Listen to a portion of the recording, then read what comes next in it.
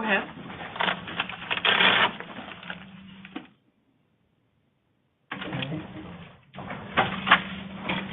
I think she's working out the difficulties with the audio, so I think we should go. Okay, so yeah, and we can come back. So that's the moment is Tibbles with, you have LIP. Mm-hmm. She's the one person so far. Yes, as far as, yeah. Mm-hmm. All right, great. And then, Gabby, do you mind staying here? My name is Gabi Baragoshi. I'm a QI coach at UPIC and also helping Mindy with the medical home portal. Today, my main job is to be the audio and visual girl. My name is Dawn Bentley. I'm also a QI coach at UPIC. My name is Liliana Reese, and I'm with Southwest Children's Clinic, West Jordan. Welcome. We're happy to have you here. Thank you. Heather Carlson. I'm a nurse care coordinator for the Integrated Services Program up in the Ogden area. I'm Tony Estrada, and I am a care coordinator with Integrated Services Program in Ogden. Christine Evans. I am a parent consultant for Utah Family Voices. Steve Frisbee, care coordinator with Wasatch Pediatric Summit. Liz Lowe, parent partner, Summit Pediatrics, Park City.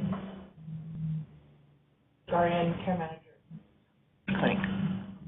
Paula Weed. I'm a care manager at University of Utah Health Plan. Sue-Ann Jeffers. I'm a coordinator. University, sorry. I'm Jade Porter. I was excited to bring my teammates. Our mandatory meeting got canceled, so we got to come in person. I'm so excited. Welcome. We're really happy you're here. Canceled everything. Greg Hawks. I do community outreach with James Mason Centers for Teens. We do mental health with 12 to 18-year-olds. Rachel Hyde, Utah Family Voices parent consultant, partnering with Utah State Eddie. She's such a mouthful.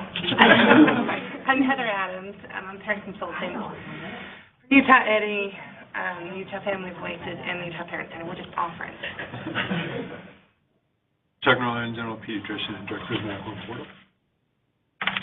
Maria Castron, I'm a care coordinator at the University South Main Clinic. Walt Torres, Integrated Services in Salt Lake City. Carolyn Howe, Integrated Services, Salt Lake. Carrie Martinez, Integrated Services, Salt Lake City. Eric Christensen, Integrated Services, and we are part of the Utah Department of Health, lest you wonder what Integrated Services is. Gina Polamani, Utah Parent Center, Utah Family Voices. Katie Haynes with the Resources for the Medical Home Portal. Christina, care coordinator for University Pediatrics. Jenna Robinson. I'm at Wasatch Pediatrics. Vic Cream. I'm a medical home coordinator at Wasatch Pediatrics. And I'm Heidi Bates. I'm the nurse care manager for University of Utah Redwood. Wonderful. Nice to see you in South Point. Great. We have Carl on the phone. Carl, can you introduce yourself, please?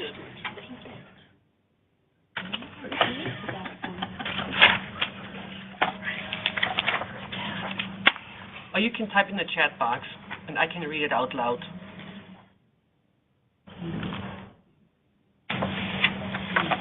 I think he's also working out the issue. Okay, all right. And I think Carl's just here with you. He's in Heber. Yeah, Carl's at Heber. Okay, right. Yeah, there we go. A nurse care manager at Heber Pediatrics, University of Utah. Thanks, Carl. Okay.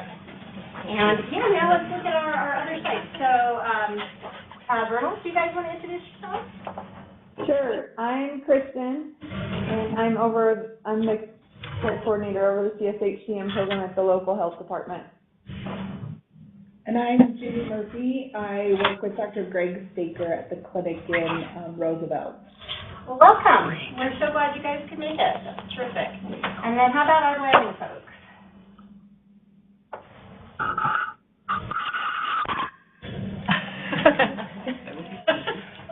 CSHCN coordinator here at the health department.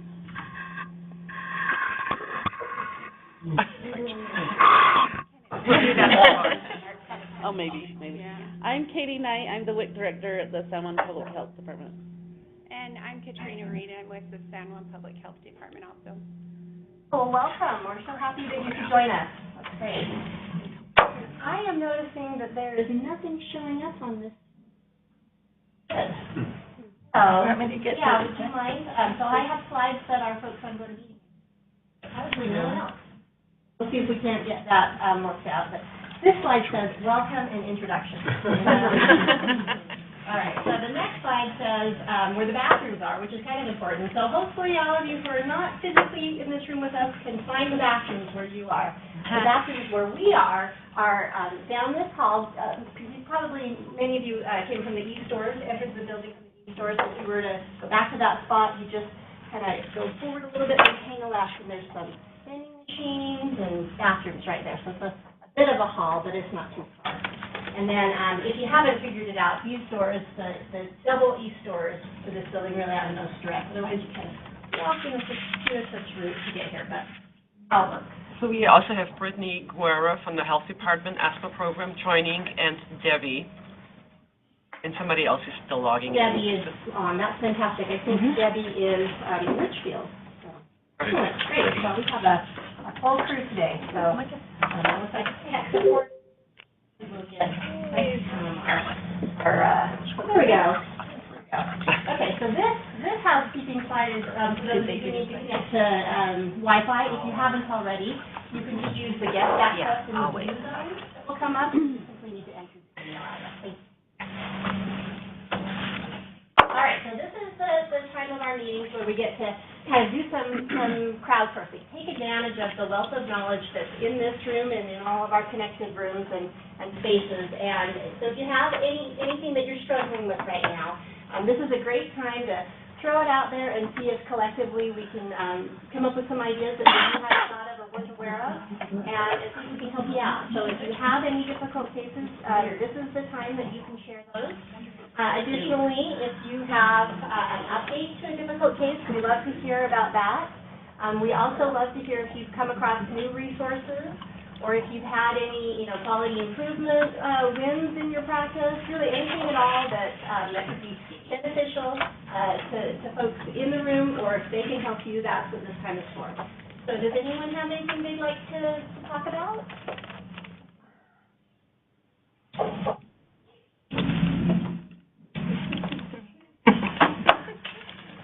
I'm told that the uncomfortable silence is really magic, so it's usually at the end of it someone will break it and speak. So.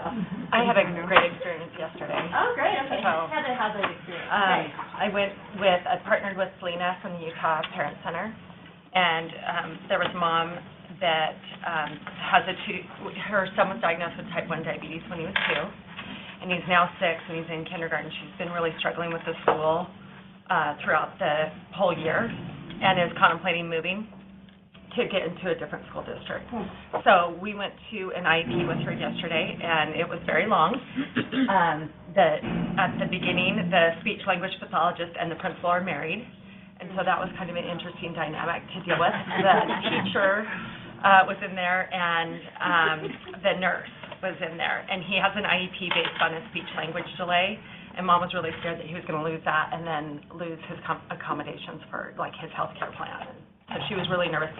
So the first hour, I felt like, was just this defensiveness between Mom and the principal, and they both needed to get their feelings, I think, validated and clarified, and then we kind of broke through that and just made a massive amount of changes for this kiddo. It was so cool, getting him an aide, figuring out who's going to check the Omnipod and the Dexcom and all this stuff, and it flowed so well. By the end, everyone was calm and really working together. And then afterwards, the school nurse approached me and just said, I want to know more about what you do. So we sat in for another 30, 45 minutes, and she had never heard about SSI or DSPD or anything. So I emailed her all this information that she can give to families and everything. And then we went through the MedHome portal, and I showed her how to do the service directory and the diagnostic modules for her kids with autism and anxiety and things like that. So she's now going to put that, things that we talked about in newsletters for the whole entire school. She does that entire district up in Morgan. So she's doing, she has kids with severe CP and issues in high school, and anyway, it was just cool. So we're gonna go back this summer and talk with them and kind of help them do some more Oh, that's education for their, That's fantastic. it was cool. It was really cool. Excellent, excellent. Oh, I love hearing stories like that. Hey, terrific, terrific. And that works so nicely with what has been. Were there any dynamics in that kind of first hour that Oh, yeah. that you could kind of say, well, here's what was really useful? I think that you could tell that they both meaning the principal, I feel like he almost thought he was in trouble and needed to, he would say things like, well, I don't really like that conversation. I don't, I have no notes with that in there that you requested an aid. And Mom is saying, yeah, I did at the Halloween party, I did it, at this occasion, I did it at this occasion. You said this, and so they were really getting that out, and I think it was nice because Selena and I were both calm for once, or me, I was calm, and they just, you could tell, they just need to get this out. This has been a whole year of stress and anxiety on Mom's part, dealing with a 6-year-old, and she's a nurse, and she worked, and has a 2-year-old at home, and, the principal feeling like he really wants to help, but didn't understand how big of the need this was and how much she was going through. So I just feel like taking the time.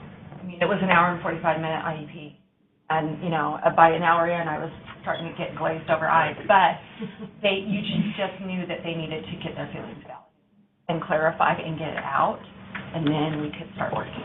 So Heather, can I just ask, just curiosity-wise, so 504 plan in place and working throughout the year, or was that problematic as well? It was problematic as well. Because, my son Charlie, we always dealt with type 1 diabetes through school, through school districts.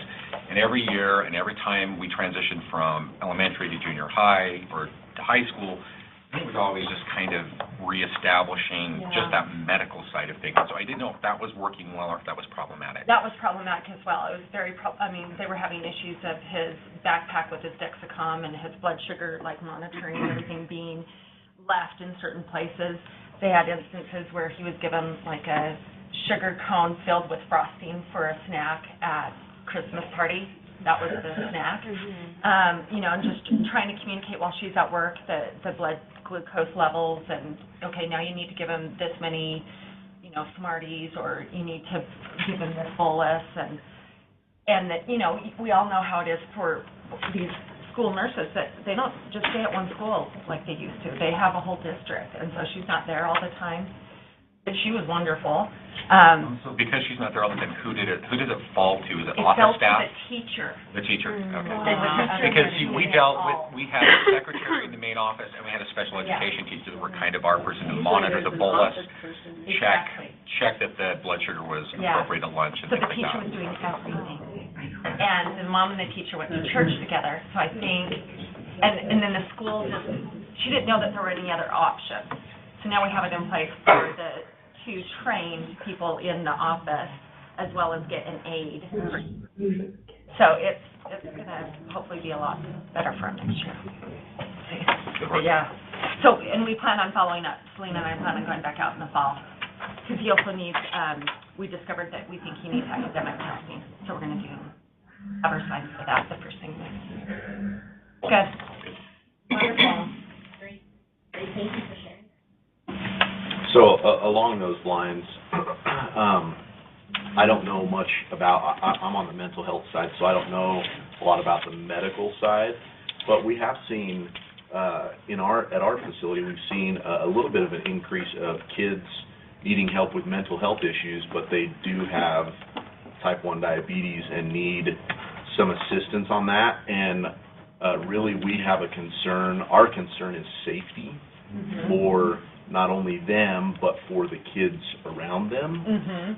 So I don't know if there's anything that anybody would be able to help with. I mean, if we could get maybe a little bit more training or something that we could get on that side, because that really is our main concern, is if they're going to be, administering insulin or whatever the case may be themselves, we still need to make sure that they're giving themselves the proper amount, that they're not, going at it from a safety standpoint. So we don't know much about. I mean, this is just something new that has been coming up at our facility, so I don't know if there's any other training or anything else that we could try to train some of our staff on to maybe still be a help, because ultimately we've usually had to refer those kids out because we just are not set up for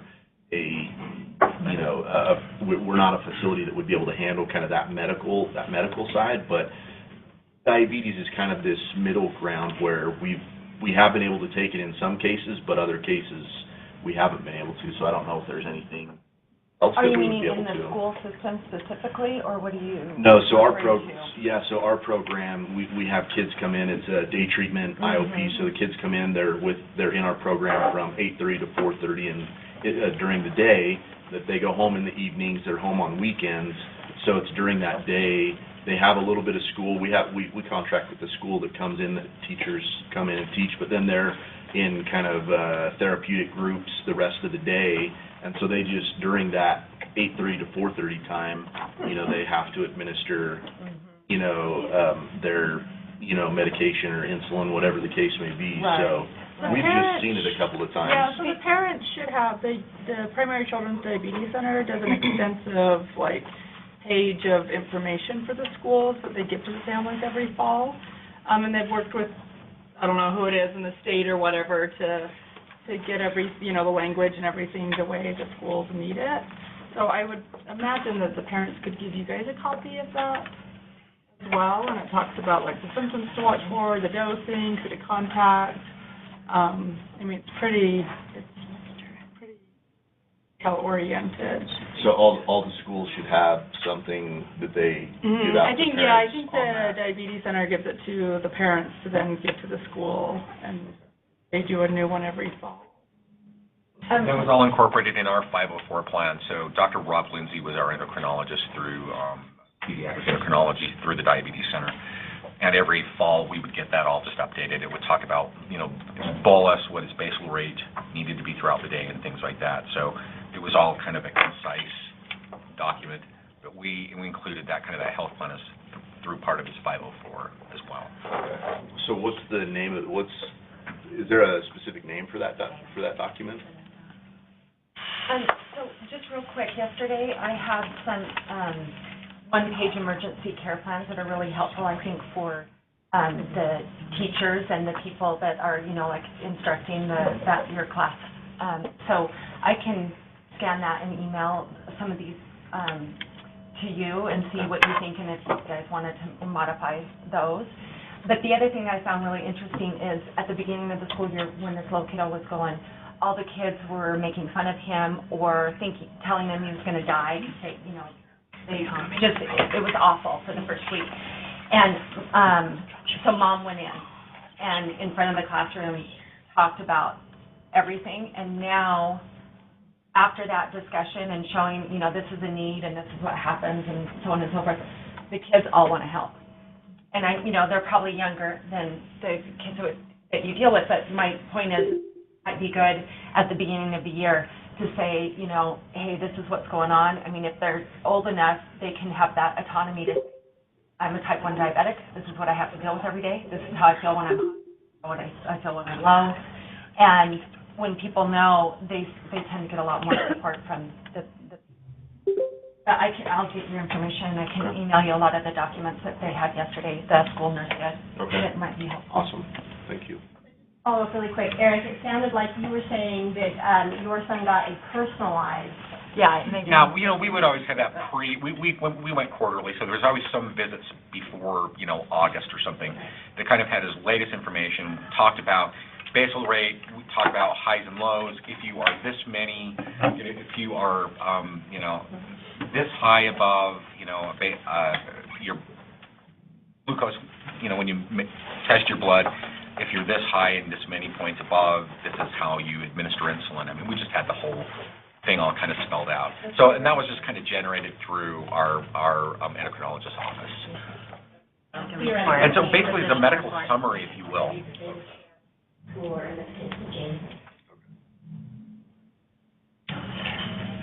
Good, okay, just a quick note, so generally speaking, although not for this room, if it's possible to mute our other sites or our other folks, and then unmute when you're gonna speak, that helps a little bit with keeping our audio a little bit clearer. I don't know if that's, easy to do or available, because I'm not familiar with the other stuff, but hopefully.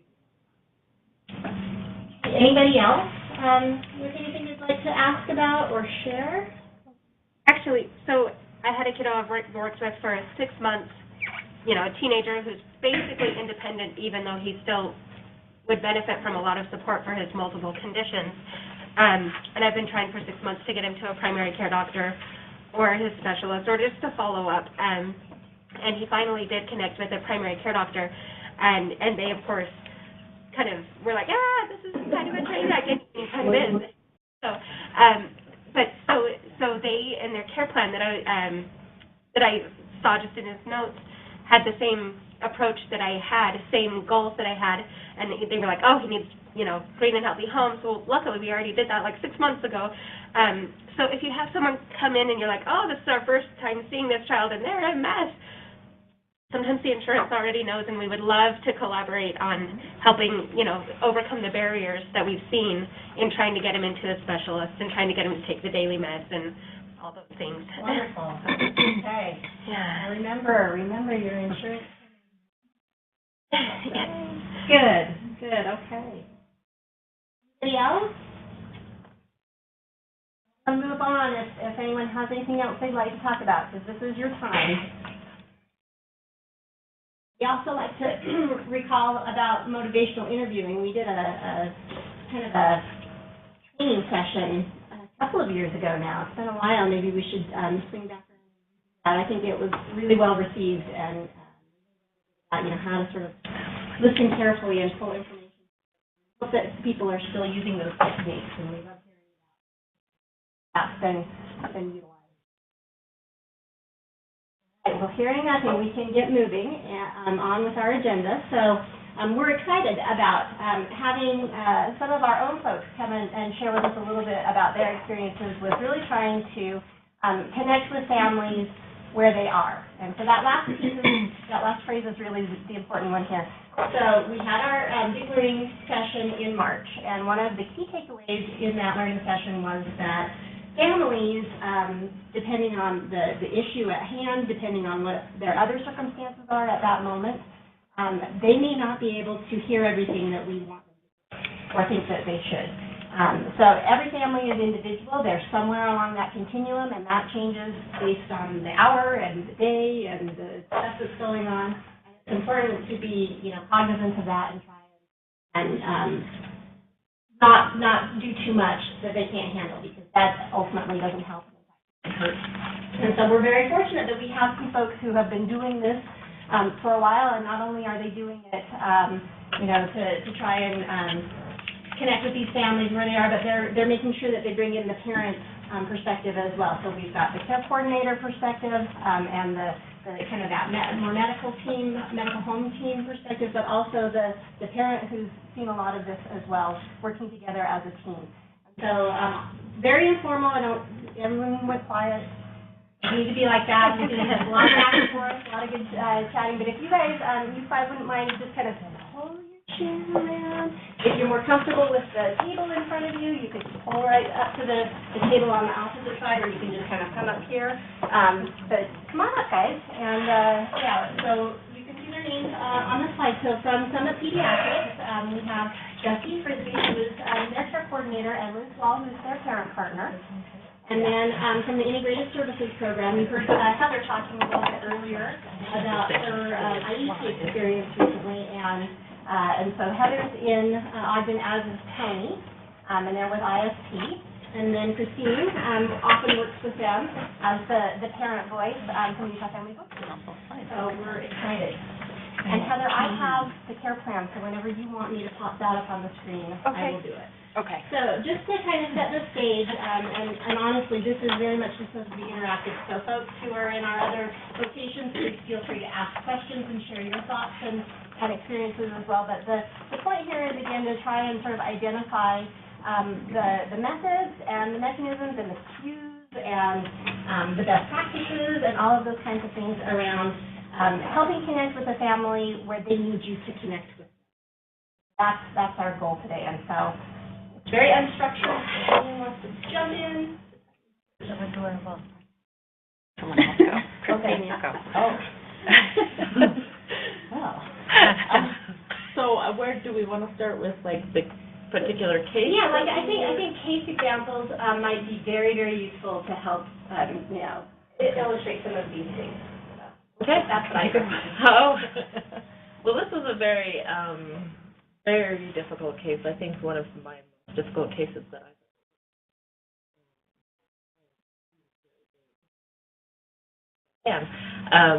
a family that was in crisis from the second we got the call. A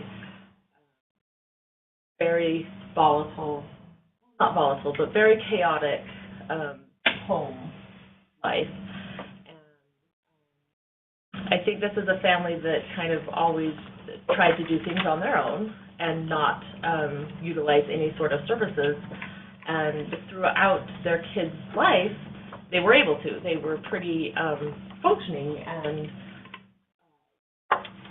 financially self-supportive, and actually seemed like they had a pretty. But I don't know how much I can not share. But there were some things that happened that kind of broke the family apart, and at that point. Mom was in a situation that was not working for the family anymore. And so she found herself a single mom of 3 kiddos with disabilities, pretty significant disabilities, and had a couple more in and out of the home. So, and these were, anyway, so there was one particular situation, and I think the problem with the mom was she was very distrustful of medical professionals. And because, I said to Gina a lot, I'm like, wow, I cannot believe how many situations this mom has gone through where you're just like, you have a time or two as a parent where you're like, oh, wow, we had a really rotten appointment, rotten experience, And you naturally have 1 or 2 of those in your life.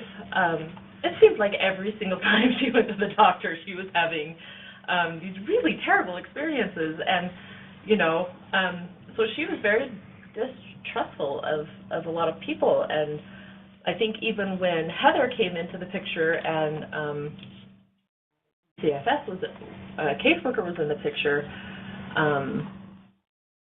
I still think there were some barriers that Mom was putting up. And in our case, I really felt that I was able to connect with the mom on a level they couldn't. And ironically enough, our children were somewhat similar. So I was able to even connect with her on that level where we were able to talk about epilepsy a lot and what that meant and those feelings that you feel when your kid is in these really scary moments where they're being life-flighted or, and as a parent, you're doing everything that you possibly can and your heart is just torn out of you pretty much when you're seeing your kids go through these very scary things. And so you're already in a really vulnerable place. And then to have these kind of time after time, these things happen, and then things happen, in their core family. This mom was just my heart broke for her because she was just nothing was going right for her, including the health of her child, of one of her children. The other 2 seemed to be fairly okay, but it was this one particular child that we were focusing on. So for me, it was really nice to go in and just kind of connect with mom and be able to be that listening ear on the other side that has filled out those Medicaid applications, that has utilized the DSPD, that really knows what it means to be on those services. And she actually said, I have never wanted to be on SSI or Medicaid, and who really wants to, you know? But it was nice for me to say, okay, this is where we're at, and from the get-go getting in this house, it was like, we need this, like we had a long list of things that we needed to accomplish with this family, and I was able to say, okay, well, this is where I think we need to start, because you can't come at this mom with an SSI application, DSPD application, you know, Medicaid application. It just won't happen. And I could say that because I've been there. You know, my daughter just turned 18, and we had to deal with SSI and guardianship and, you know, all this stuff. And I, knowing what I know, even had to take a step back and go, okay, I can only accomplish one task at a time. And I have, like, a super great support system, too. So it's overwhelming for me to kind of look at my list of things and tackle that. So I think that's where starting, that's the case that we were kind of brought in to talk about. And so do you want to? I think it's great. It makes you realize that you can't do it all. Like, I knew immediately, like, Christine needed to be part of this, because, you know, Utah Family Voices is just an absolute treasure for our community. And it just makes you realize that we need to just partner up. We need to work together. You know, I can do this and I can do this well, but Christine was the one that could really connect with this mom, and this mom is a straight shooter. Oh, yeah, and she will, you know, she'll curse and swear and some of the kids. You really have to have and not Christine be very. was just calm and level with her, and just a straight shooter back, and just would say, you know, could talk to her on that level, you know, just saying, yeah, but you need to do it because of this and this and this, and she would accept it from you. Well, and right back at you, because Heather had access to systems that I didn't, and so you were and the DCFS casework were really important, because you could just like, oh, let me just get in the system and find all that out, and I'm like, well, I would have to be on the phone with Medicaid for probably an hour or two to find out that information. So you had access to things that I didn't even have access to. So that was kind of nice to really It's just so nice to partner up with your community partners. We all should be just working together. Yeah. These families need more than one person can do most of the time. Yeah, and this situation, I've even tried to model with other families that I've worked with so far, is, okay, we started an email thread. We were all on this email thread, and we could each kind of take, and we met, quarterly maybe, or more. Yeah. Or more. At first it was quite often. But, and now we're only, it goes up and down. But we would each get our tasks assigned, and, you know, what are you doing? Let's get an update on this, and we'd all be on the email, and one person would be the contact for mom, so mom wasn't inundated with me calling her going, did you send in this? And then Heather calling her saying, well, what about this? So there was one person that was tasked with contacting mom, because she was so overwhelmed at some points, like she couldn't even function, and her health was deteriorating as well. Surgery in hospital. Oh, yeah, it was amazing, this situation. So I think that was just such a good example for me of teaming together and just like, you know, for this kid. And we powered through and got some services. But still not perfect, and we're still working on it, and they're still up and down. I don't think they're ever going away. I don't think so either. But, you know, but we're here, and I'm kind of taking a little bit more of a back, and I'll step in because we still don't have SSI taken care of. We're still working on that, so I'll kind of step back in when I need to with the SSI, but mom is kind of at a point where they're trying to figure out some other things right now. So, it's, we're getting there. And I think we've taken the stress level down from this parent at least a few degrees, several hundred degrees. But I think it was just such an amazing experience to work with. I definitely heard a few things there, and I'll try and identify those real quick. I just want to make sure, is everyone able to hear who's not in this room with us? Guys in Vernal? Vernal's good. Landing, are you guys able to hear okay? Nodding? Good? Okay, great. Okay. Also, it looks like they can't see Dusty and Liz. So when Dusty and Liz talk, that camera should point to them. Oh, okay. It's really That's fascinating. way cool. Yeah, it's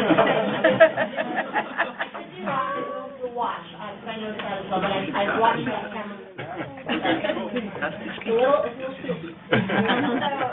So what I was hearing there is that almost right out of the chute, just the fact that you're a parent who has experienced many of these same things established a level of trust that almost just can't happen without, having had those experiences, being able to look at another parent, not necessarily the professional, but from that parent situation. So that, wow. And we know this, right? So if you're able to incorporate parents in your practice in some way, that's such a take-home message. But the other thing is understanding that you probably can't do everything. So you can't do everything as one person, no matter what your role is, and you probably can't do everything at that time either, right? So you got to identify the most important things to do and then try and convey them in a way that's calm, right? So, that's great stuff. Yeah, very okay. calm. And then not inundating her with information. Yeah. Through having one person and smart. That's great. Okay, well, so should we move over to Wasatch Summit? Sure. So, maybe it does, I don't know. I don't see it turning, but that's okay. It's over. Okay. I did wash my hair, so I'm not. So, our office employs a parent partner. So Liz is the parent partner in our practice, and she's in our practice 20 hours a week. So just so you guys kind of understand what the setup is. Her and I share an office, and it's just outside the main office. So we have a private office where phone calls can be made or sensitive phone calls can be made. And then we try and be inside the office as much as possible. So as I'm kind of listening to you guys, we have so many things that mirror some of the things you were talking about. But maybe in particular, to show kind of how this works in our office, we had a little girl who was born with, severe medical issues. She was in the NICU forever. Mom comes home. Baby was a planned baby, right? So it's kind of a surprise baby with all these medical issues. And so Mom's also in recovery, and so she's completely overwhelmed. She's trying to keep on track in recovery. She's trying to learn how to manage all these new medical issues. We have feeding tube, we have oxygen, we've got, multiple appointments. Mom's completely overwhelmed. This child needs, it was at the time that the medically complex waiver was open, so we wanted to make sure that she got on that, and she applied for that right away so that we could get this child all the services that she would need. And so I have a list, and I give it out to parents, and I highlight, okay, here's your steps, These are things we're going to do, 1, 2, 3, we'll be chatting. The great thing is I can do my part, and I can step out, and I can say to Mom, you know what, I'm going to have you talk to Liz. She's been through this. She has a child with special needs. So then Liz can step in and really speak to what it is for the application process. And maybe you could talk a little bit about about application that you helped this mom with, and some of the other things, because there were multiple hospitalizations. Yeah, so I'm very fortunate to work for a practice in a group give me carte blanche to go do what I want, pretty much. And so I can go to the home, and I can get there because Mom can't get to our office. And I can bring her lunch because maybe she hasn't been out for lunch in a long time. And I can be that, go in there and fill out the enormous amount of paperwork that we as families have to go through. You know, I got my DSPD paperwork, and no word of a lie, it's this thick to read through just to get to the point where you can actually fill out the paperwork. And a mom who's going through this with a child with all these complex medical needs, that's the last thing she wants to just graze through in her free time. So we can cut through the chase. We can get to the bottom of what she needs to get through. And, you know, I get to go to the house. Dusty comes with me, and, you know, she can take care of the baby for a few minutes while we can sit down and Mom can have a one-on-one conversation with me. And I can also give her phone numbers to the direct people that I feel are, these systems are so, like Medicaid, you're on the phone for an hour or whatever. If you have one person that you can talk to, just like we talk about care coordination for our families, if I have one Dusty, if I have one person at DSPD, if I have one person at Medicaid, and I've had a good rapport with them, or I've worked with them with families, or there's been a situation in my own life, that's the person I'm giving out to every person that I'm working with, because that cuts through everything. And, you know, so yeah, the DSPD paperwork, Medicaid, I'm now doing office visits. I'm now having parents that can come to the office come in and just fill out DSPD paperwork. Because DSPD is about respite for our families. That's the irony of this whole thing. They have to spend how long doing the paperwork? And when I did the DSPD paperwork for our own family, we got on the one-time respite, I found this really interesting. They gave you a video that you had to watch about any behavior that was going on with a typical child. How does that affect my Down syndrome child? You know, so to be able to say that to a parent and say, this is ridiculous, don't even watch the video, just check the box. And I do. I'll just give you the lowdown with it. Exactly. Nothing applies to you. Yeah.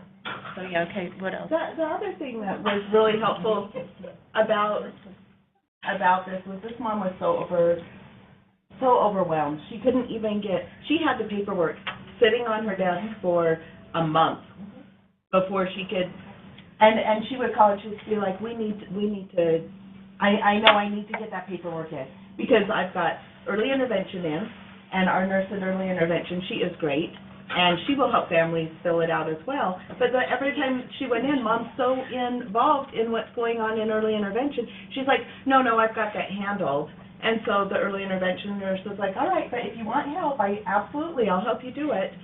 And then I call her to follow up, and I'm like, so have you got that paperwork in yet? And I can hear it in Mom's voice, and she's like, no.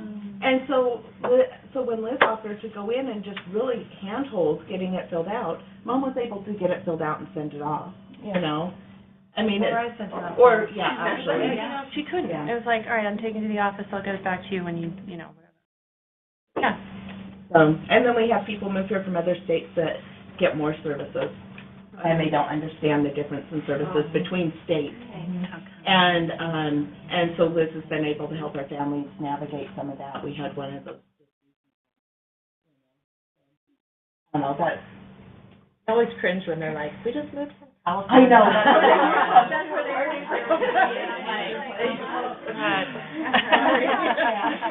Here we go. I'm sorry. But to DSPD's credit, they did slim down their application a little bit, so it's a tiny bit easier. But there are things I think that Liz and I know that maybe the other people won't know that are, you know, let's just get the 1-1 in. And then, you know, there are things that we can do that kind of help, like you said, just, let me just give you the highlight of this. Well, it's like when you go into your IEP meeting and you give, and you're like, Has anyone read? Has anyone read this? Has a lawyer even had to go through this? It's like, no, that's good, we'll put that aside. You know, like you're ever going to need that. So, yeah. But I will say, I still go back to, because when I said this at at the meeting before. You have to have a Dusty. My family needs a Dusty because I need one person to talk to, just like I'm talking about all these other families that we help. So overwhelming. You know, the systems are overwhelming, their lives are overwhelming, everything they're going through is overwhelming, that it comes back to, I want one person to talk to. And so do these families. This mom she's talking about, she'll be on the phone with her, you know, anytime she can get a hold of her, she can get a hold of her and talk to her, and she can take care of what her needs are, as opposed to having to go through everyone in the clinic, all the MAs, and then finally getting through the front desk, getting to the MA, finally maybe getting to the doctor that day. She calls Dusty, Dusty gets it right there to the doctor that day and comes right back and gives this mom an answer. And when you talk to that mom, she'll say that's really important to her. She only has one person that she says, I always get a phone call back. And so that's something I kind of want to point out too, is that what we're showing you here might be kind of more of the ideal, particularly in the Summit Pediatrics, because they're a little farther along than many of us. They're not in the medical home model, having really made it have both the parent partner and the coordinator in their office. And so what we recognize is that other practices, other organizations are in the same situation. And so one of the things that we're trying to say, if you haven't heard it already, is that Family Voices is a fantastic resource to have that parent, that support to the parent side. So, okay, utilize them. You guys already overwhelmed. Please. And it's amazing how you can hear on the other end of the phone kind of the stress level come down.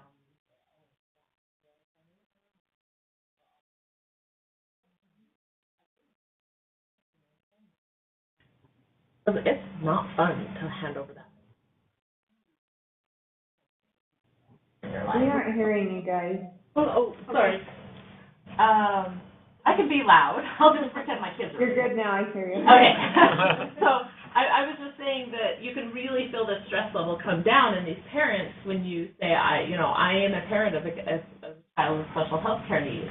And we joke in the office because a couple of us, our kiddos are turning 18, and so we're kind of all doing guardianship, and we've had an obscene amount of guardianship calls lately, and you can say, oh, let me tell you, because guardianship is not fun. I told my husband, I am never stepping foot in a courtroom again, because that was uncomfortable, and I wasn't even there for criminal things, you know, and so you can kind of tell that to parents. Like I've said that to parents, and they're like, oh yeah. I mean, it's this camaraderie that you just cannot get anywhere else. And I was just saying that also with the Medicaid card, it's not fun to hand over that Medicaid card. It is not something that you strive for. You get married and you're like, I want to be on every social service that I can. You know, that's what I said in my vows. You know, or whatever. You know, it's something that you don't think is going to happen in your life, and when it does,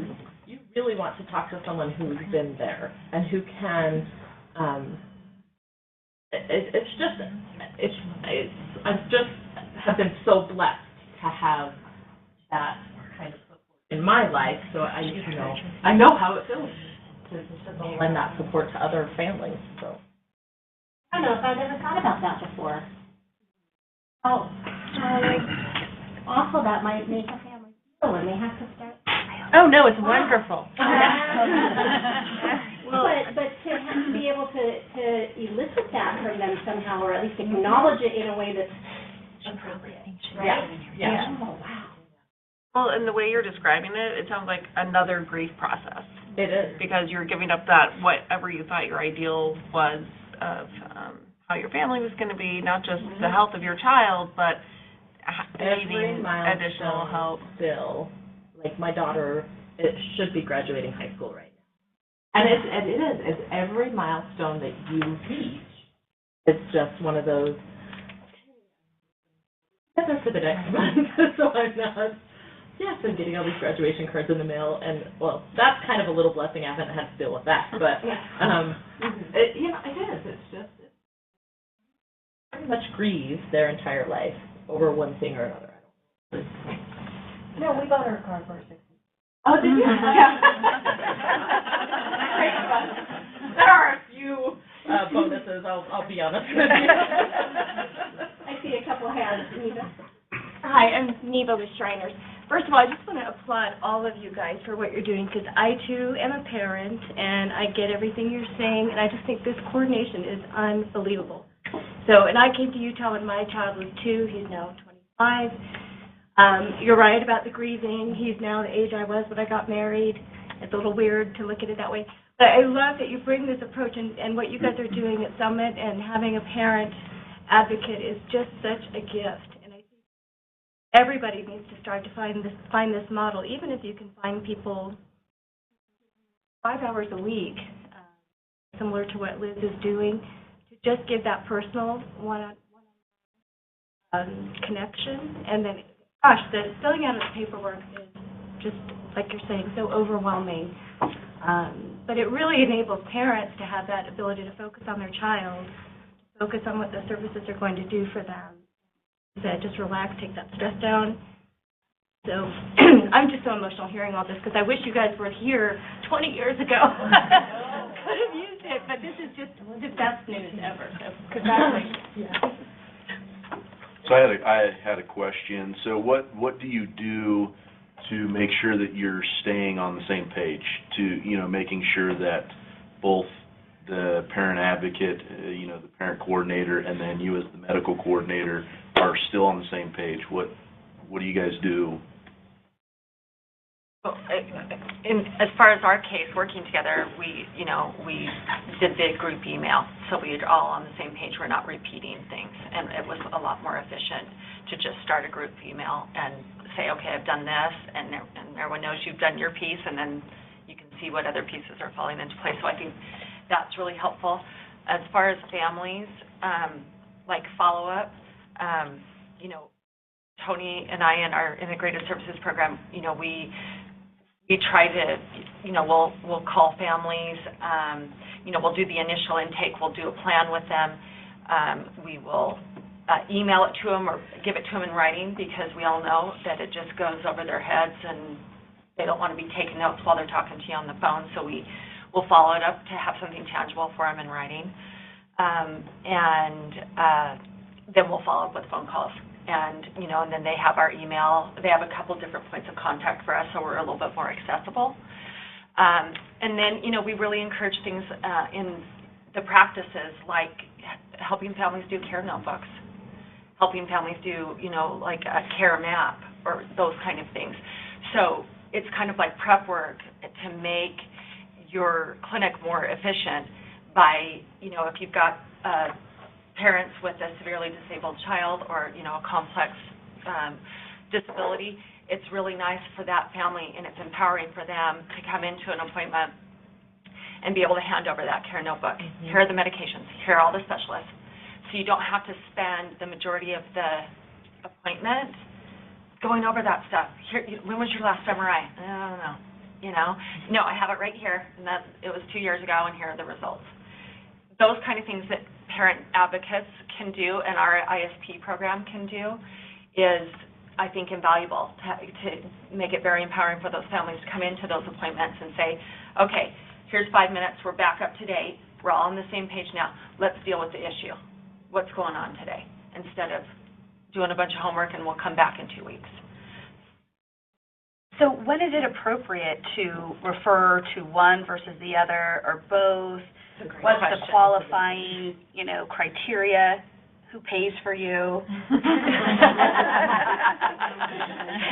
You want to? Can I speak to that as managing our integrated services program? I'm just gonna talk to the Wasatch PEDS model is the most gorgeous model out there, and if every practice did that, there'd be no need for the integrated services program. I'm just going to say that. So that is just the perfect ideal, and how they're tied in there with the health department up there, it's just like the trifecta of amazing. And not every practice has the luxury of doing that. So if you're in a practice and you don't have that staff or the ability to bring those folks on right now, tap into services like integrated services to help on the care coordination piece, and the family voices piece to get that parent-peer sort of connection made. And I say a referral to both organizations is Never hurts, every single time. Never hurts. We are funded, the Integrated Services Program is funded through the Maternal Child Health Block Grant, so it's a federal grant that comes in to the state. A portion of that funds my staff, and because of that, we have a lot of latitude to help on just a huge variety of issues. So if you have a kid with special health care needs or who's the family's struggling to figure stuff out, make a referral to us and also make that referral over to What does that Family referral Voices. look like? Is it a written thing, or I'm just I'm like, how complicated is it for me, is what I'm... You can call us, you can email us. It's not say a what's DSPD application, let's put it that way. So it can be a phone call, it can be a paper. I'm making a phone call and documenting I've talked to you. Exactly. And our programs don't charge for the services.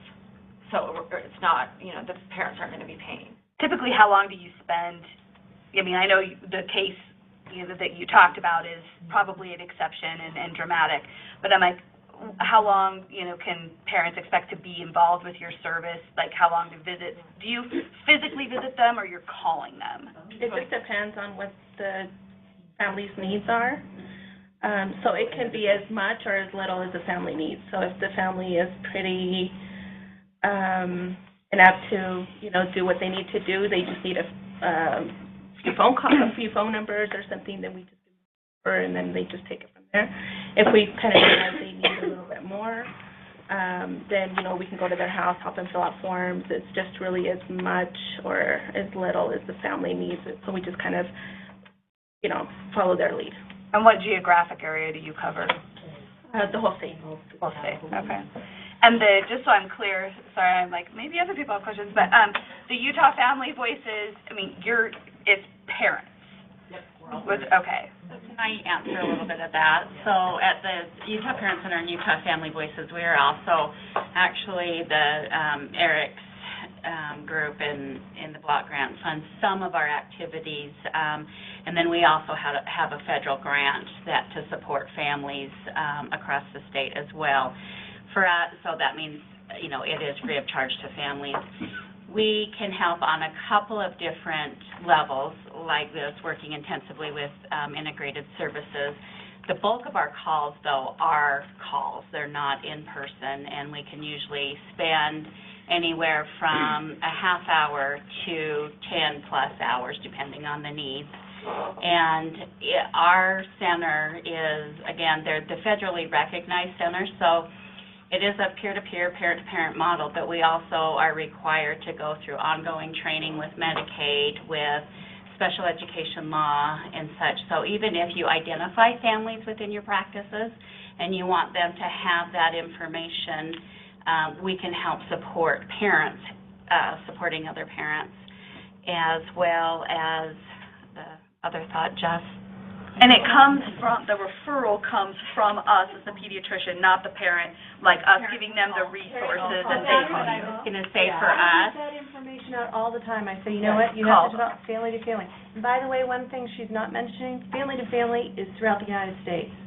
there's, one in every state, and that's what I was going to say. Family or Utah Parent Center? Call Utah Parent Center, you'll get to where you need to go, because we'll triage them for but there is we have two different funding sources, so other states may look different. Ours are both under the same 501c3. In other states, there is a Utah Family Voices or what's referred to as a Parent Training and Education Center in every single state. For us, for a referral, in order for us to contact the family, if a provider's calling us, we have to have some type of consent, because we won't call the family cold unless. But we know they're overwhelmed, so most of the time that works better to say, yes, family said you could call. And then other reason too, when the question about when to refer, I would say every single time, even if it's to get on the mailing list, because our mailing list goes out to over 13,000 people, including providers, and that will let you know what's coming up in any of the communities. So if there's a guardianship training coming up in Moab, that's the easiest way, and then all of the events that are coming up in the Salt Lake area as well. Well, and I would add, I've had these guys, we've had them come up to Park City to do, we did transition in Park City because we had a big population that was hitting a transition point, and that's what our parents wanted. So we reached out to Gina and said, geez, would you have any space to do this? Do you have funding to do this right now? And she was able to come up. We had great attendance, too. And so if you're finding that you have, like, something that needs addressed in your community, let them know and see what they have funding for, see what classes are coming up. Is this just geared towards, like kids with disabilities, or is there a mental health piece attached to that as well? All special health care needs, which encompass that for both of us. We do get a lot of calls regarding. Yeah, it's probably over 70% right now. We're probably sending them to you.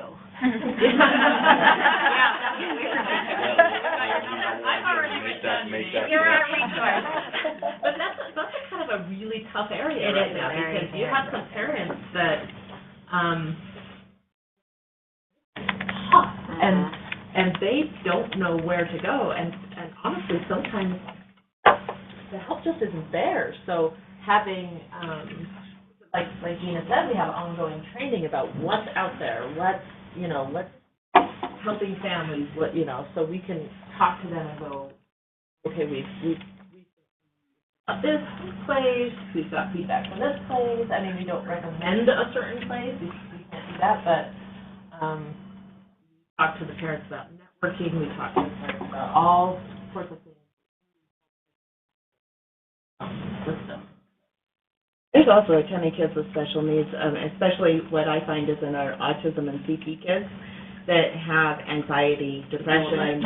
Yeah, and more than I think we maybe anticipated as a pediatric clinic, and the more integrated mental health that we're doing, I think the better we're getting at identifying it, and then identifying community partners that can help that. But I think there's nobody that understands those things better, like the dual diagnosis stuff, better than the parents and the complexities that it brings into their life. I was just going to throw out, just for the benefit of the group, just the definition of what a child with special health care needs is. So this comes from the Federal Maternal Child Health Bureau. And a child with special health care needs is defined, or children with special health care needs are defined as those who have one or more chronic physical, developmental, behavioral, or emotional conditions, and who also require health and related services of a type or amount beyond that required by children generally. So just kind of that generic, I don't want to say generic, I mean it's pretty specific, but generically that encompasses children with special health care needs. And that's the population that these groups are serving. Oh. Jeremy? Jeremy. Very informative, sorry.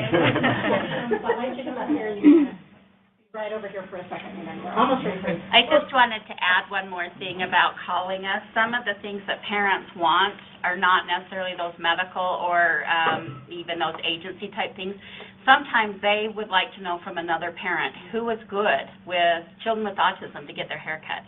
So though we won't print lists like that or even doctor lists, we can tell, because we have a whole network of families that we have private Facebook pages, so we can give them, based on what other parents have said, those recommendations. We don't endorse them, but we can do it that way. And that's why when people call us for a list, we say, sorry, we don't have a list. But if the family calls us personally, we can say, this is what other families have said.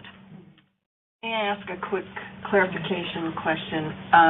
A release for you to call a family can be verbal, it doesn't have to be written? As long as, if you read, had it in your charts, that has covered us. Okay. So if the family says, who in the heck gave you my name? We can say verbally, Beth said I could call you, which Beth does it all the time. I do.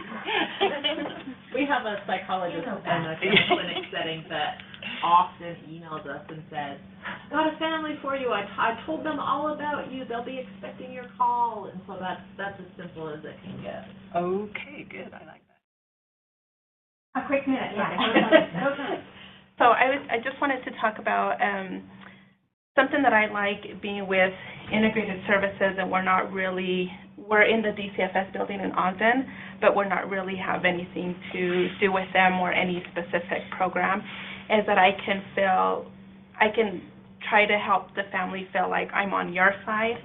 I'm not taking anybody's side. So I've had a lot of cases where we're emailing with DCFS and the SPD or, these crazy issues going on, and they can really feel like I'm on their side. They can trust me. I'm not picking sides. I'm just there to help communicate. And then they're more open to me and communicating with me, and I'm able to learn kind of what the issues are. So I had this family this week. It's an aunt that took in 4 of her niece's kids. Her niece was using drugs, so she took in 4 of the kids. And one of the kids has severe hypothyroidism, and her levels were outrageous. And the nurse at Fostering Healthy Children was freaking out, and I kind of felt like, and then she came to me to try to communicate with this mom and see what was going on. So because I wasn't taking sides, I felt like she was able to open up to me. I was able to figure out what was going on with the family, what was her reasoning for maybe not giving this kid the meds, or why things were, she wasn't taking them to the appointments and things like that she was needing to do. And we were able to clarify things, and I feel like she trusts me. And I feel like that a lot of times families may feel like when they're getting these calls or they're being told you need to do this or you need to do that, what they're hearing is, you don't think I'm doing a good job. And that's kind of how I felt with this mom. She was feeling like, you guys, I've done all of this for these 4 kids, and you guys are telling me I'm not doing a good job. And so I kind of tried to help her realize it's not that you're not doing a good job. We just know that it's a lot of work, so we want to help you. It's a help that we're trying to give you, not trying to put you down or something like that. So in a way, I was able to kind of communicate that, and I think because she was Spanish-speaking and her caseworker does speak a little bit of Spanish, but even when I was there, she was needing help from me, so I could see how the communication was not getting done at these meetings before I went. So, just being there culturally, being available and knowing culturally where she's coming from, and being able to interpret and bring things across, and then she was able to open up and say, well, I'm feeling this and this and this, and then I can kind of try to help with that. So I think a lot of times these families just want somebody to relate to, somebody that they can trust and open up to, and then that's where you can really get, where are they coming from and what is going on with the family, and then you can really get into depth with, what kind of need they need and how to help them.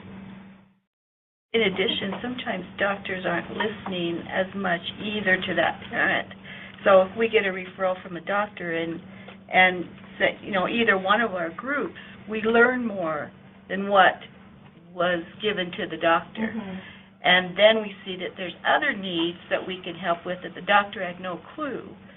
And so having one of us be able to participate with that family, we learn a lot more, because the doctors they're focused on the one thing, but there's so many other things that are of concern, so it's nice to have that support. We have the luxury of time. They don't. Yes, exactly.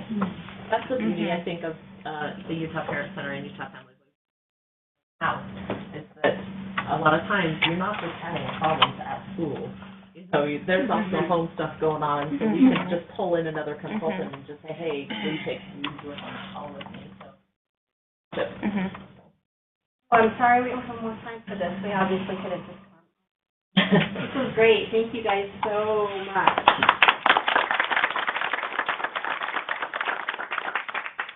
All right, and so the next presenter was literally waiting in the wings. So this is Agustina. I would have gotten that. So, Jeremy is the office manager at Southland Clinic, and unfortunately, he had, well, he's COVID. He always has things going on, so he wasn't able to be here for the whole meeting. We didn't get to hear maybe too much of what was said, which was really rich and which led nicely with his understanding of going into the actual coverage of questions and be able to connect all the dots. So I'll let you go ahead. Okay, great. So I'm going to have Maria come up here and sit with me to let me so like I said, I'm the outpatient clinic manager for the University of Utah South Main Clinic. We are a safety net clinic, and we try to provide a medical home for all of our patients. And so what they asked me to come and talk to you about, and want to talk to you a little bit about kind of what we currently do, but more about some of what we're trying to do, and what we really tried to take care coordination, and my push with all of my staff is always, we have very limited resources, as most of you probably do. How can we do more with the same amount of resources? How can we become more efficient at what we do? How can we reach more families and make a bigger impact in the families that we serve? And so we really push ourselves to be innovative and try to come up with new ideas and create new processes. And we really feel like the real solution to a lot of this, in our viewpoint, is processes. How do we change our processes? How do we improve? How do we use tools, technology, all that sort of stuff to make us do our jobs better? So let me start with just kind of a little bit about what we currently do, and I don't think a lot of this will be too big of a surprise to most of you in this room. So the mission of our care coordinators is pretty straightforward. It's to support the improved health outcomes of patients. It's a very simple statement, but it's also a very broad and all-encompassing statement, and it's that way intentionally because we try to do as much as we humanly can for our patients. So in our clinic, kind of the role of the care coordinator is to just kind of provide the wraparound services to complement the providers. So everything the providers are doing is how do we connect them to all the different resources that the provider has identified problems, identified social issues. How do we then connect them to all those resources and get the care that the families need? So we also, as part of that, we have to support and maintain a referral network. So a lot of Maria's time is finding new resources for our families, and especially free resources. She spends a lot of time trying to find free resources because most of our families have no money.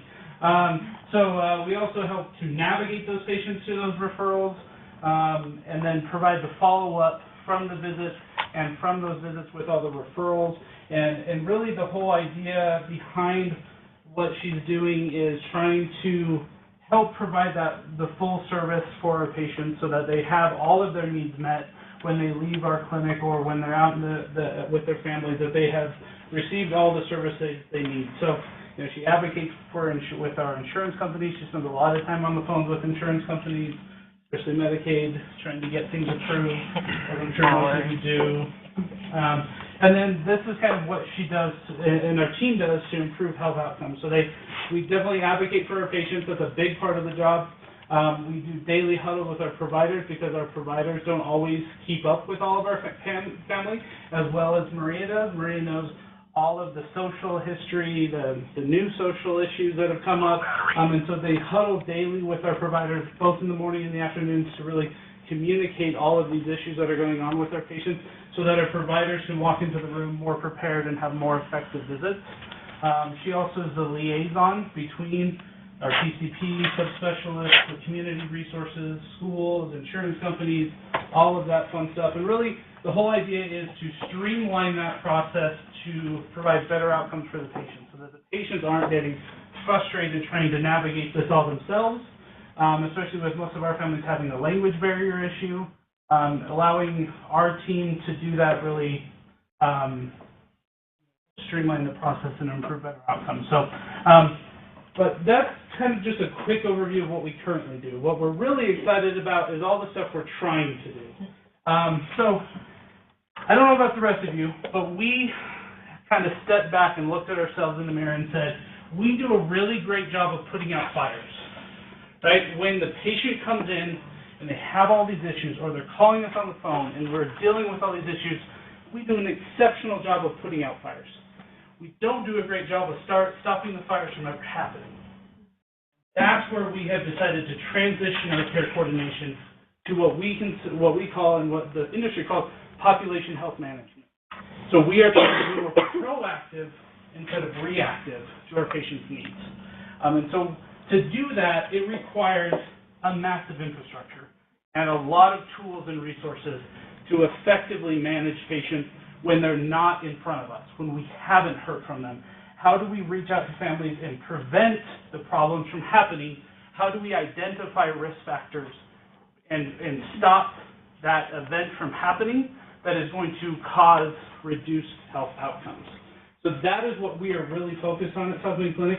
And so what I'm going to do is kind of walk you through some of the infrastructure we're trying to build and some of the processes and some of the tools we've created or trying to get created to help us accomplish this goal. So the first thing is patient registries. Now, probably a lot of you already have patient registries, but if you're like us, they're not good. Okay? They're just a list of names, and they don't really do much for us. So what we said is we have to rethink about what patient registries are and how do we use them. So what we went about doing was creating a patient registry that had a lot of vital data quickly at hand for us, that told us, and that was constantly being updated, and it wasn't just a static list. So it tells us the last time they were seen by a PCP. It tells us the last time we reached out to them, the last time we called them.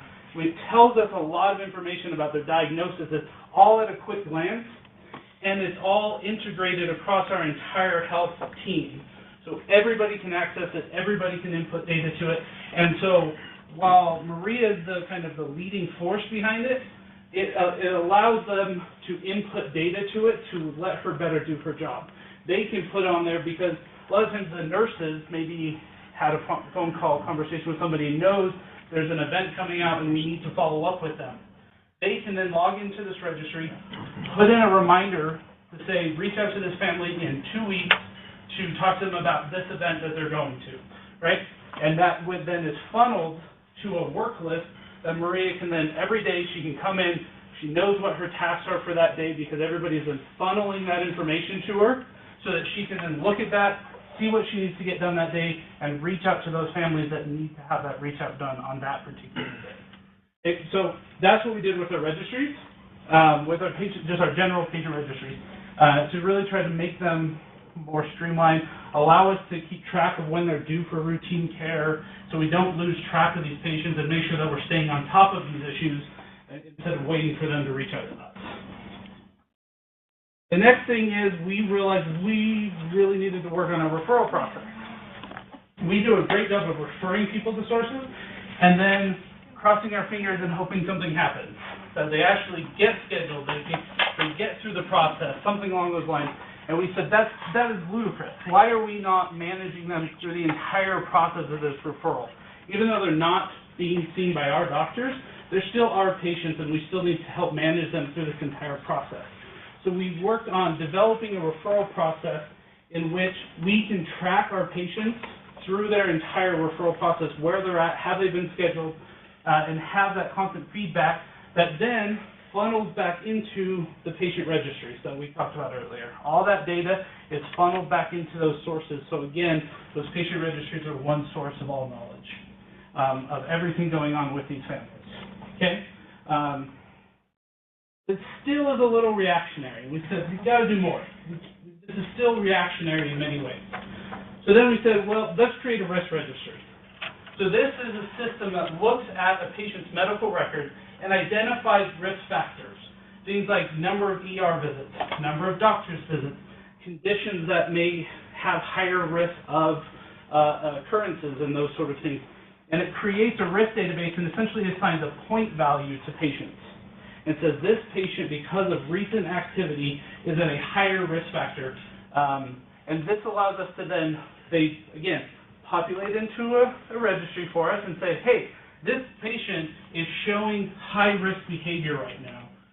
You should probably reach out to them and find out what's going on, right? And a lot of this isn't just ER visits. It's looking at, it's a little convoluted, so I don't want to get into it too much. It's kind of a little granular. But it's a very long list of dozens of different factors that could potentially cause risks that we want to intercept. And before you ask your question, yes. Does it flag patients that probably aren't risk factors? Yes, it does. It's not a perfect system, but it also does flag a lot of high-risk, high utilizers, and allows us to intercept them and provide some of that primary care, reach them out to different resources, and bring that those risk factors back down to more usable. Okay? This is still a work in progress, but it's something that we are really hopeful for. The next thing that we worked on is how do we build unique registries that identify and help us screen patients, make sure that they're hitting their routine wellness exams, routine screenings. And so we went about developing reporting systems and registries that look at things like, it looks at all of our kiddos who maybe missed their vaccines and flags them for follow-up because they missed their routine vaccines. It flags all the kids that are from 9 to 11 years old who haven't had a lipid panel done and says, let's reach out to these kids, get them in and get these done. Okay? It looks for kids that haven't had an annual depression screening or anxiety screening after the age of 12. Okay? Diabetes, hypertension, so a lot of different risk factors that we can say, and we know that there are risky behaviors attached to these that if they're not well managed, they can spread and become much bigger issues, right? So this allows us to identify patients and not lose track of them. I know that was one of our biggest problems early on is we deal with the patients that are in front of us and we forget about the ones that aren't screaming at us right now, right? That we deal with the loudest, most vocal patients, but we don't deal with the rest of them. But if we don't deal with the rest of them, then next month they're going to be the ones screaming at us on the phone, right? And so this is why the whole idea is let's get proactive. Let's reach out and deal with all those other patients so that we can do more with the same amount of resources. And by utilizing all the tools that are at our exposure, and especially technology allows us to do all of this in a very efficient way. So just for an example, I dealt with our vaccine issues myself personally. To reach out to 300 kids that were overdue for the vaccine, it took me about 5 minutes. So it's a very fast, efficient process that allows us to do a lot of outreach to families in a very short period of time and makes them be more responsible and feel like, what we found with our families is if they feel like we haven't lost track of them, they feel better and they feel like we care about them. They're more willing to come in for their visits. They're more willing to have conversations with us when they're here with the doctor because they truly feel like we are their medical home. We haven't lost track of them. Even if it's an auto-generated letter that just gets auto-sent out, the mere fact that we sent that letter and said, hey, we noticed you missed your vaccines, you need to get in and get these vaccines done, that to them, when they're consistently getting this feedback and this communication, they feel like they belong, and they're much more willing to work with us. The last thing that we really focused on was just standardization of our process. In our, like we talked about earlier, we have a lot of people in our health team, and it felt like everybody was doing their own thing. They were documenting their own ways, and also with the groups we were working with, that everybody was documenting differently, and so what we went about doing this training to standardize all of those processes. Standardize how do we utilize a problem list? How do we utilize a patient snapshot? And actually creating protocols and processes so that everybody does it the same way, so anybody in our health system can look at a patient chart and know exactly where the information they're looking for is located, instead of them having to scan the chart, find different things. So trying to standardize our care plan, standardize the way we document an abstract. And the last one, which was a huge, huge thing for us, is I don't know about the rest of you, but one of the things that Maria spent a good chunk of her time doing was paperwork, was medical records that they were getting from subspecialists, from all these other people, and then looking at them, and having to send them to get scanned and attached to their official medical records. We have been able to streamline that process to now where somebody faxes us a record, gets faxed to an electronic file, it has an electronic record, we literally click it, we drag and drop into a folder, and within 24 hours it's attached to the medical record. It's a very fast, efficient system to get the records that we're getting on the record so the doctors can review them at their next visit.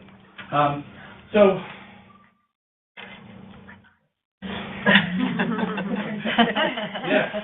Can you say anything about the dental clinic that's coming forward? Sure. Yeah, so we're also bringing dental to our clinic to add to our family medicine, obstetric care, and pediatrics, and we're bringing dental down as well, so now we're going to be able to provide everything but mental health, which is still a work in progress.